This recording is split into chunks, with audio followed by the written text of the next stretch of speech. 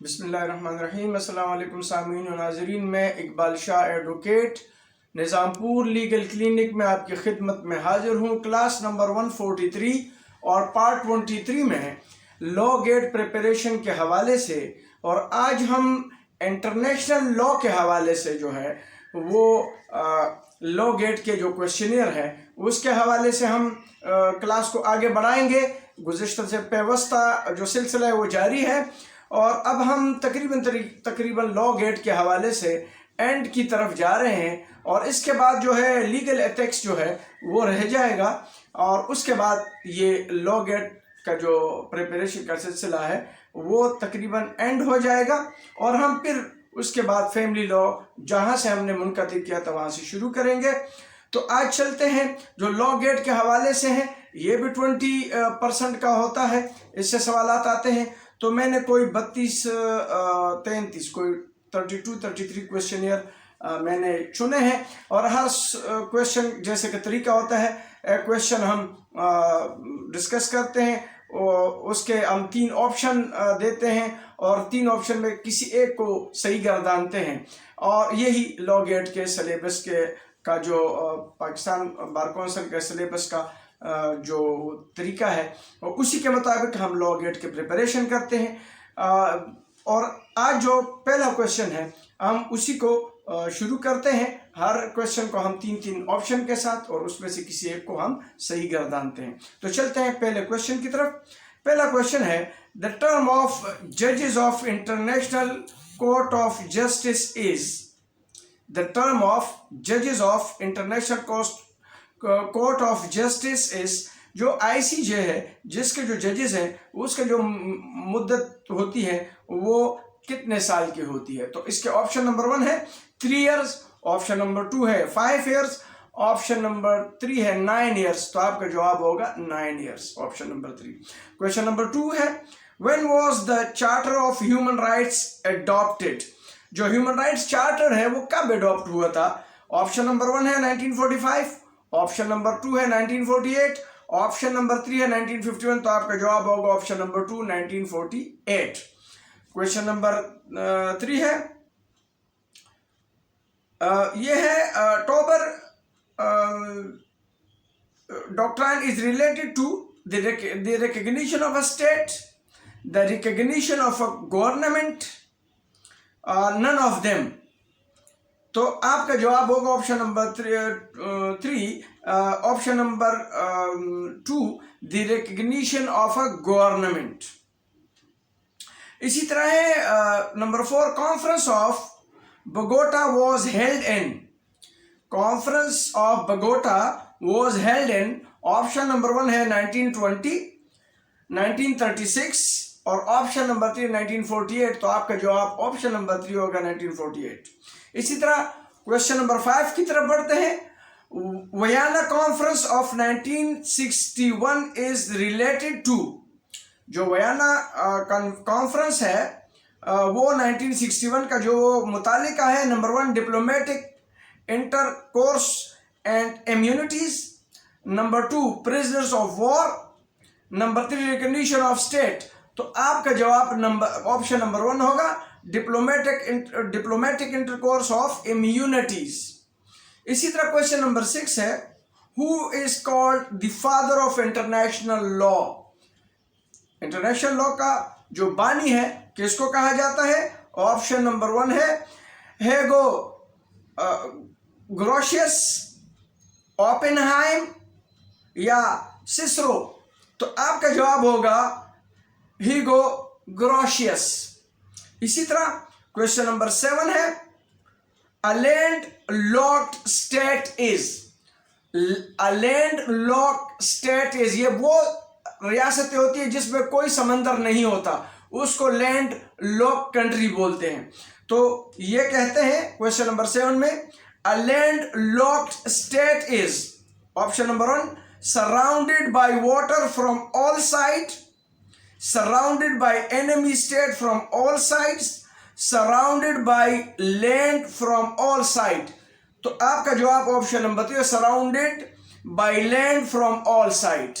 इसमें अफगानिस्तान है और कई ममालिक हैं जहाँ पर समंदर नहीं है, तो ऐसे ममालिक को क्या कहते हैं? Landlocked state.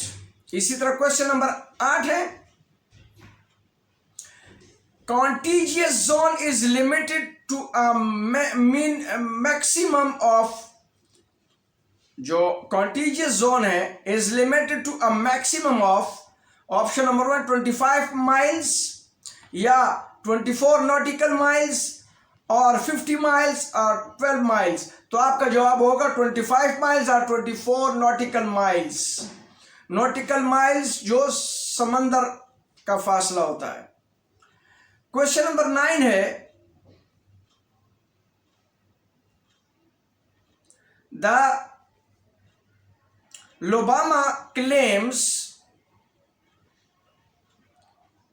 arbitration case was decided in, अब नंबर 1 है 1872, ऑप्शन नंबर 2 है 1654 या फिर 1890। तो आपका जवाब होगा 1872। अब इसी तरह क्वेश्चन नंबर हम बढ़ते हैं क्वेश्चन नंबर 10 की तरफ। The convention of the protection of the ozone layer was done on, जो ओजोन लेयर है उसकी के प्रोटेक्शन के लिए जो कन्वेंशन हुआ था, the convention for the protection of the ozone layer was done on March 22 of 1985, यानी 22 मार्च 1985 को हुआ था, 23 मार्च 1986 को हुआ था और मार्च 24 1987। तो आपका जवाब होगा 22 मार्च 1985। इसी तरह क्वेश्चन नंबर 11 है, diplomatic relation are establish by, option number 1 mutual consent, a unilateral decision, a decision of a regional organisation. तो आपका जवाब होगा ऑप्शन नंबर 1 म्यूचुअल कंसेंट। इसी तरह क्वेश्चन नंबर 12 की तरफ हम बढ़ते हैं। एरप्शन ऑफ वॉर टर्मिनेट्स, जब जंग छिड़ जाती है तो किस चीज को खत्म करती है? Eruption of war terminates all treaties, no treaty, only political treaties. तो आपका जवाब होगा ओनली पॉलिटिकल ट्रीटीज, जो सियासी मुआहदात होते हैं वो खत्म हो जाते हैं। इसी तरह क्वेश्चन नंबर 13 है, foreign ships sailing and anchoring in the coastal water of another state are, option number 1 है subject to the law of flag state, subject to the law of coastal state, subject to law of both the state। तो आपका जवाब क्या होगा? subject to law of both the states। इसी तरह question number 14 है, piracy is an offence with in the jurisdiction of,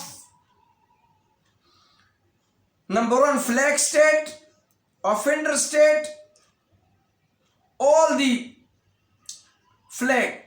तो आपका जवाब है ऑल द फ्लैग, ये या ऑल द स्टेट्स, तमाम स्टेट्स के लिए जो पायरेसी है, पायरेसी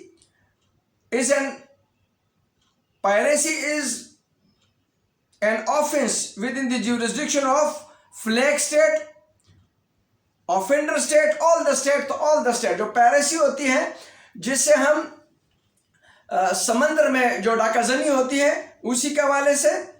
इसी तरह क्वेश्चन 15 है, टेरिटोरियल वाटर आर, ये जो है क्वेश्चन नंबर 14 में है, water outside the territorial limits of a state, water dividing territory of 2 or more states, water adjacent to the contiguous zone। तो आपका जवाब ऑप्शन नंबर 3 हो, water adjacent to the contiguous zone। इसी तरह question number 16 है, non permanent member of the security council are elected for a period of, question number 1975, 1974 और 1871। तो इसमें आपको ऑप्शन नंबर 2 होगा, वो non permanent member of the security council elected for a period of, इसमें जो हमने उसका अपने वक्त के हिसाब से, the mutual convention for a safety of civil aviation was signed, ये जो था the mutual convention for the safety of civil aviation was signed, number 1 1925, 1974, 1971, तो आपका जवाब होगा 1971। इसी तरह diplomatic staff enjoys complete immunity from civil jurisdiction, criminal jurisdiction और both, तो आपका जवाब होगा both। इसी तरह क्वेश्चन नंबर 19 है, नंबर ऑफ जजेस ऑफ ICJ इज, ICJ में जो नंबर होते हैं जजेस कितने होते हैं, 9 होते हैं, 12 होते हैं या 15 होते हैं, तो आपका जवाब होगा 15। इसी तरह क्वेश्चन नंबर 20 है,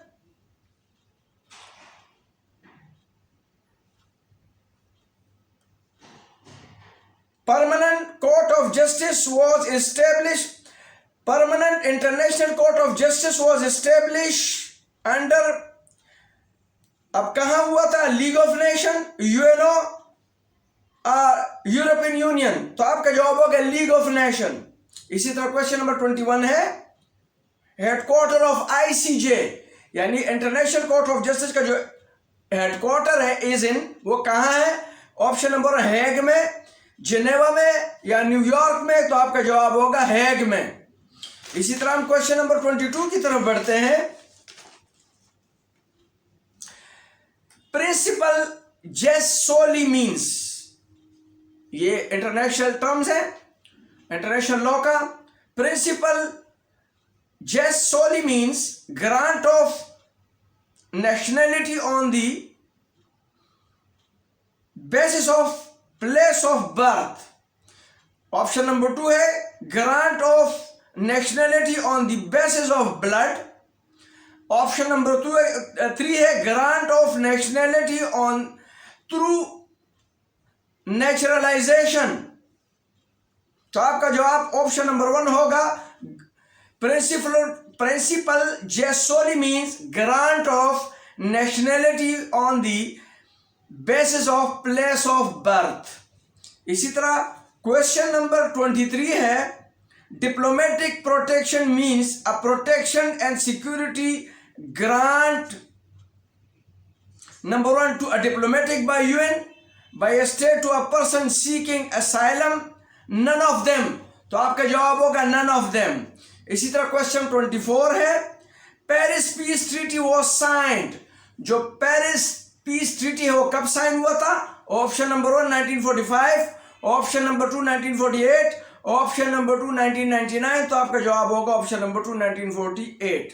इसी तरह क्वेश्चन नंबर 25 की तरफ बढ़ते हैं, recognition new state is a matter of, recognition of new state is a matter of, number 1 international law, constitution law, place of या पॉलिसी ऑफ द स्टेट, तो आपका जवाब पॉलिसी ऑफ द स्टेट यानी तीसरा ऑप्शन होगा। इसी तरह question number 26 की तरफ बढ़ते हैं हम, to get asylum in a foreign state by an individual, अगर कोई शख्स इनफिरादी हैसियत में किसी मुल्क में असाइलम लेता है तो इसकी हैसियत क्या है इंटरनेशनल लॉ की नजर में, option number 1 in his basic right, is not basic right, depend on circumstances, तो आपका जवाब होगा इज हिज बेसिक राइट, ये इसका बुनियादी हक है, ये फंडामेंटल राइट्स की बात नहीं कर रहा, बेसिक राइट की बात करता है जो कॉन्स्टिट्यूशन में हम होते हैं बलाते फंडामेंटल का, लेकिन ये इंटरनेशनल टर्म जो है वो इन हिज बेसिक राइट है ये। इसी तरह क्वेश्चन 27 है, वेटिकन सिटी इज, ये जो वेटिकन सिटी है इटली में, इसकी हैसियत क्या है, ऑप्शन है अ province of Italy, is an independent state, is not an independent state, तो आपका जवाब होगा इज एन इंडिपेंडेंट स्टेट, ये छोटा सा एक अलग आज़ाद मुल्क है। इसी तरह हम क्वेश्चन नंबर 28 की तरफ बढ़ते हैं। A vessel state is the one which is, जो वेसल स्टेट है वो इंटरनेशनल लॉ में किससे कहते हैं? सिचुएटेड ऑन द सी शोर and independent state under the suzerainty of another state. तो आपका जवाब ऑप्शन नंबर 3 होगा, under the suzerainty of another state. Question number 29 है, कॉन्फेडरेशन मीन्स, एक होता है फेडरेशन, एक होता है कॉन्फेडरेशन। फेडरेशन जो होता है वो सूबे मिलके एक मुल्क बनाता है, जिस तरह हमारा मुल्क के 4 सूबे हैं, इस तरह इंडिया है, अफगानिस्तान है, इस तरह ये कई सूबे मिलके एक मुल्क बनाता है। कॉन्फेडरेशन क्या है, इसमें मैं ऑप्शन दूंगा, लेकिन पहले बता दूं, जब मुख्तलिफ स्टेट्स इकट्ठे हो जाते हैं और एक मुल्क बनाते हैं तो कॉन्फेडरेशन कहलाता है। जैसे अमेरिका 51 स्टेट है वहां पे। इसी तरह 29 कहते हैं confederation means good diplomatic relation between sea state, union between sea state और relation between province.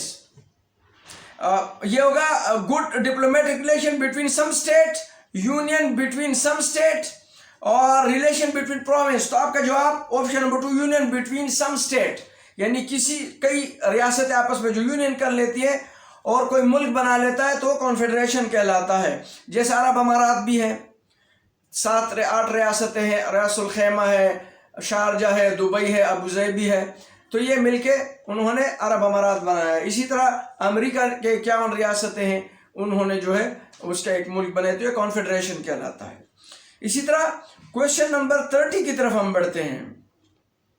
Question number 30 जो है वो कहलाता है, वो कहता है कि लिटोरल स्टेट मीन्स, ये जो लिटोरल स्टेट है इंटरनेशनल इस्तिलाह है, situated on the sea shore या sea coast and independent state under the suzerainty of other state. तो ये जो होगा, ये होगा situated on the sea coast, यानी जो समुद्र के किनारे वाक़या होता है लिटोरल स्टेट कहलाता है। ये जिस तरह का हमारा एक स्टेट, ये सिर्फ एक सूबा है या शहर है कराची, लेकिन कई रियासत ऐसी है जो समुद्र के किनारे वाक़या होते हैं। इसी तरह क्वेश्चन नंबर 31 है, मैरीटाइम बेल्ट मीन्स, ये जो मैरीटाइम बेल्ट है उसका क्या मतलब है? The portion of land which belongs to no state, that portion of land on the south pole which can be used by any state. या third option है that portion of land which is adjacent to the territory of coastal site. तो आपका जवाब option number 3 है। Maritime belt means the portion of land which is adjacent to the territory of a coastal site. इसी तरह question number 32 है और आखिरी question है, एक्स्ट्राडिशन इज नॉर्मली ग्रांटेड।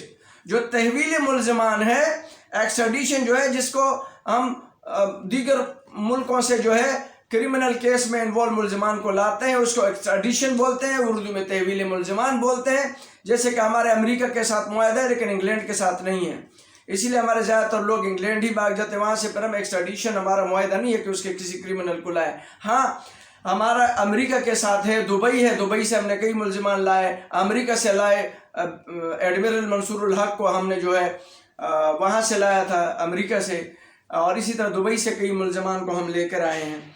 तो क्वेश्चन नंबर 32 है, extradition is normally granted, option number 1 in all cases, in criminal cases, in civil cases. तो आपका जवाब होगा इन क्रिमिनल केसेस। एक्स्ट्राडिशन जो है वो क्रिमिनल केसेस में ग्रांट होते हैं। तो आज हमने इंटरनेशनल लॉ के हवाले से जितना अहम क्वेश्चंस थे जो 20% आते हैं सिलेबस में, लॉ गेट के सिलेबस में, खुसूसी तौर पर हमारे जो पाकिस्तान बार काउंसिल का जो सिलेबस है जो उन्होंने ग्रांट किया लॉ गेट के हवाले से, तो उसके हवाले से आज हम जो है इंटरनेशनल लॉ के हवाले से पढ़ रहे थे। आने वाला एक लेक्चर लॉ ऑफ गेट का हमारा रहता है, वो है हमारा प्रोफेशनल एथिक्स जो है, जो वकीलों के लिए बनाया जाता है, बार काउंसिल बनाते हैं, उसके हवाले से 10% उसमें से आते हैं। तो आखिरी आने वाला क्वेश्चन लॉ गेट के हवाले से उसके मुताबिक होगा। तब तक के लिए इजाज़त चाहता हूँ। अल्लाह हाफ़िज़।